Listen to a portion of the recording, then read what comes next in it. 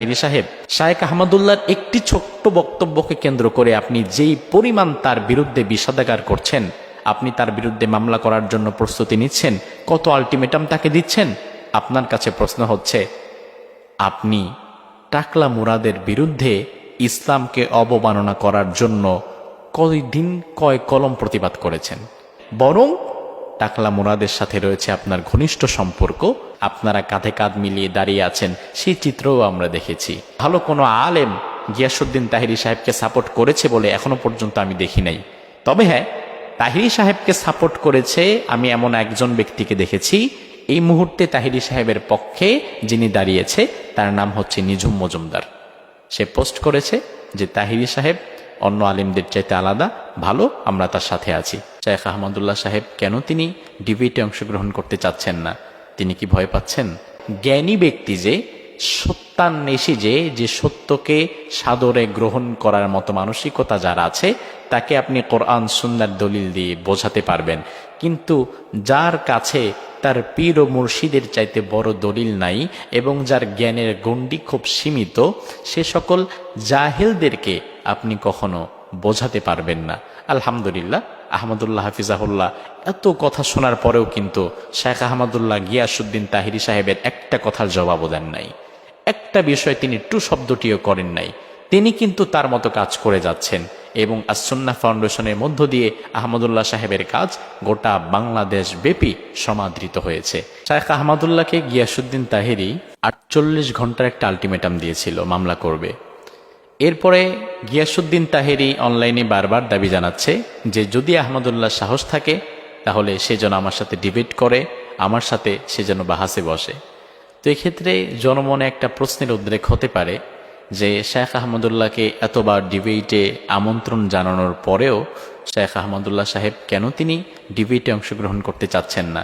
তিনি কি ভয় পাচ্ছেন? আসলে মূল বিষয়টা হচ্ছে, ডিবেট, বাহাস, তর্ক বিতর্ক এগুলো কখনো কি কোনো স্থায়ী সমাধান এনে দিতে পারে?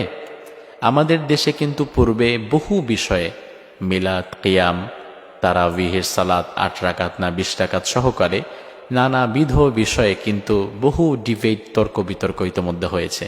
কিন্তু দিন শেষে একটা বিষয় আমরা দেখেছি, কোনো তর্ক বিতর্ক, ডিবেট দিন শেষে এগুলো সুফল বয়ে আনতে পারে না। আর আল্লাহ সুবহানাহু ওয়া তাআলা কোরআনুল কারীমে বলছেন, ওয়া ইবাদুর রহমানিল্লাযীনা ইয়ামশুনা আলাল আরদ হাওনা ওয়া ইযা খাতাবাহুমুল জাহিলুনা ক্বালু সালামা।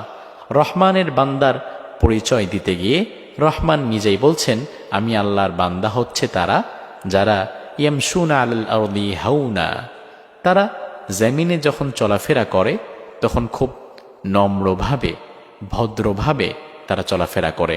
মানুষের সাথে তাদের বিহেভিয়ার হয় খুব সফট, তারা মানুষের সাথে সুন্দরভাবে কথা বলে, কাউকে তারা কটাক্ষ করে না, কাউকে তারা গালি দেয় না, কারোর সাথে রূঢ় শব্দ চয়ন করে তারা কথাও বলে না। এই গুণটা কিন্তু আমরা শেখ আহমদুল্লাহ হাফিজাহুল্লাহর মধ্যে পাই। আপনারা দেখবেন, যারা আহমদুল্লাহ সাহেবের ভিডিও দেখেছেন তার অন্তত এই বিষয়ে আপনারা জানবেন, তিনি কিন্তু কোনো বিষয়ে উচ্চবাচ্য করা, কাউকে কটাক্ষ করা, কাউকে গালমন্দ করা, কোনো কিছুকে নিয়ে রূঢ়ভাবে কথা বলা, এই গুণগুলো কিন্তু শেখ আহমদুল্লাহর মধ্যে নাই। অন্যদিকে তাহিরি সাহেবের মধ্যে কিন্তু এই গুণগুলো আছে।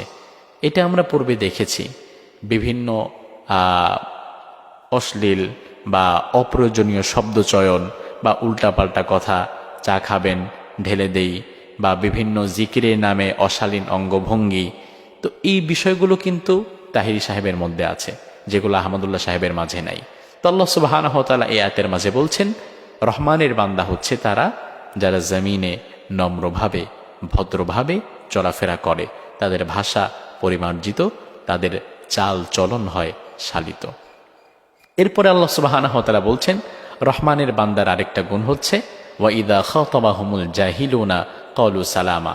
যখন কোনো জাহেল, কোনো মূর্খ তাদেরকে ডিবেটের জন্য ডাকে, বাহাসের জন্য ডাক দেয়, তর্ক বিতর্কের জন্য আমন্ত্রণ জানায়, তখন রহমানের বান্দারা ক্বালু সালামা, তাদেরকে সালাম দিয়ে সরে পড়ে। অজ্ঞ ব্যক্তির সাথে কখনো তারা তর্কে যেতে চায় না। আসলে মূল বিষয়টা হচ্ছে, জ্ঞানী ব্যক্তি যে সত্যান্বেষী যে সত্যকে সাদরে গ্রহণ করার মতো মানসিকতা যার আছে তাকে আপনি কোরআন সুন্নাহর দলিল দিয়ে বোঝাতে পারবেন। কিন্তু যার কাছে তার পীর ও মুর্শিদের চাইতে বড় দলিল নাই এবং যার জ্ঞানের গণ্ডি খুব সীমিত, সে সকল জাহেলদেরকে আপনি কখনো বোঝাতে পারবেন না। আলহামদুলিল্লাহ, আহমদুল্লাহ হাফিজাহুল্লাহ এত কথা শোনার পরেও কিন্তু শেখ আহমদুল্লাহ গিয়াসউদ্দিন তাহিরি সাহেবের একটা কথার জবাবও দেন নাই, একটা বিষয় তিনি টু শব্দটিও করেন নাই। তিনি কিন্তু তার মতো কাজ করে যাচ্ছেন এবং আসুন্নাহ ফাউন্ডেশনের মধ্য দিয়ে আহমদুল্লাহ সাহেবের কাজ গোটা বাংলাদেশ ব্যাপী সমাদৃত হয়েছে। কারণ আল্লাহ তাআলা কোরআনুল কারিমে যে কথাটি বলেছেন, এই কথা 100 আহমদুল্লাহ সাহেব তার জীবনে তিনি প্রতিফলিত করছেন। আল্লাহ তাআলা বলছেন, যখন মূর্খ জাহেল ব্যক্তিরা তোমাদেরকে ডিবেট করার জন্য ডাকবে, বাহাস করার জন্য ডাকবে, তখন ওয়াইদা খাতাবাহুমুল জাহিলুনা ক্বালু সালামা, তাদের দিকে তাকাবারও দরকার নাই, সালাম দিয়ে সাইড কেটে পড়ো, তুমি তোমার কাজ করো। সম্মানিত গিয়াসউদ্দিন তাহিরি সাহেবের কাছে আমার আরেকটা প্রশ্ন হচ্ছে, শেখ আহমদুল্লাহ তিনার একটি কথাকে কেন্দ্র করে আপনি যেভাবে তার পেছনে উঠে পড়ে লেগেছেন, গিয়াসউদ্দিন তাহিরি সাহেব শায়েখ আহমদুল্লাহর একটি ছোট্ট বক্তব্যকে কেন্দ্র করে আপনি যেই পরিমাণ তার বিরুদ্ধে বিষাদাগার করছেন, আপনি তার বিরুদ্ধে মামলা করার জন্য প্রস্তুতি নিচ্ছেন, কত আলটিমেটাম তাকে দিচ্ছেন, আপনার কাছে প্রশ্ন হচ্ছে, আপনি টাকলা মুরাদের বিরুদ্ধে ইসলামকে অবমাননা করার জন্য কয় কলম প্রতিবাদ করেছেন? টাকলা মুরাদ যে ছিল, সে ইসলামের বিরুদ্ধে কথা বলে নাই, সে ডাইরেক্ট কথা বলেছে বিসমিল্লাহ তুলে দেবে, ইসলাম রাখবে না। সেই টাকলা মুরাদের বিরুদ্ধে আপনার কোনো কথা নাই, আপনার 2 কলম লিখনই নাই, বরং টাকলা মুরাদের সাথে রয়েছে আপনার ঘনিষ্ঠ সম্পর্ক।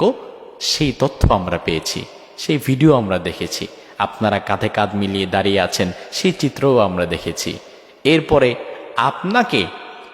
আপনাকে ভালো কোনো স্কলার, ভালো কোনো আলেম গিয়াসউদ্দিন তাহিরি সাহেবকে সাপোর্ট করেছে বলে এখনো পর্যন্ত আমি দেখি নাই। তবে হ্যাঁ, তাহিরি সাহেবকে সাপোর্ট করেছে আমি এমন একজন ব্যক্তিকে দেখেছি এই মুহূর্তে তাহিরি সাহেবের পক্ষে, যিনি দাঁড়িয়েছে, তার নাম হচ্ছে নিঝুম মজুমদার। সে পোস্ট করেছে যে তাহিরি সাহেব অন্য আলেমদের চাইতে আলাদা, ভালো, আমরা তার সাথে আছি। তার মানে আপনি একটা বিষয় বোঝেন, কাফের, মুশরিক, নাস্তিক, মুরতাদরা যদি কাউকে কোনো মুমিনের ক্ষেত্রে যদি ভালো সার্টিফিকেট দেয়, তাহলে তার ঈমান কিন্তু সেখানে সন্দিহান। আপনাকে সাপোর্ট দিচ্ছে টাকলা মুরাদ, আপনার সাথে আছে নিঝুম মজুমদারের মতো লোকেরা, কোনো ভালো আলেম আপনার সাথে নাই, তাহলে আপনি বুঝতে পারছেন আপনার চারপাশে কারা মিশে আছে।